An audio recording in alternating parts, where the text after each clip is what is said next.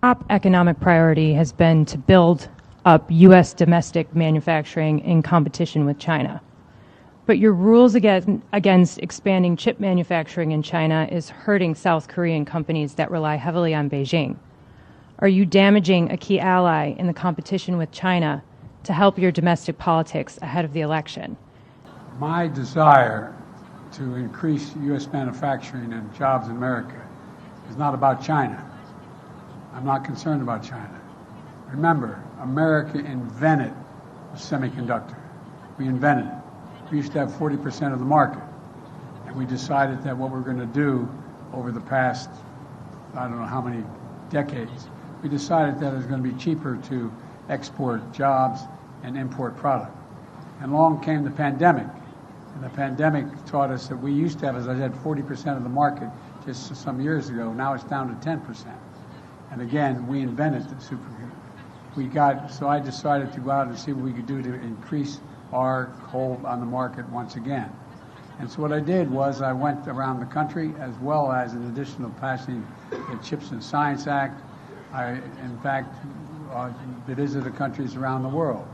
And two significant South Korean companies decided they were going to invest billions of dollars in chip manufacturing in the United States. It wasn't designed to hurt China. It was designed so we didn't have to worry about whether or not we had access to semiconductors. And we didn't have them. So we started to invest here. And what happened was when we encouraged the investment through the CHIPS and Science Act, and now we have enormous investment in the United States, well over $200 billion in long-term investment in semiconductors.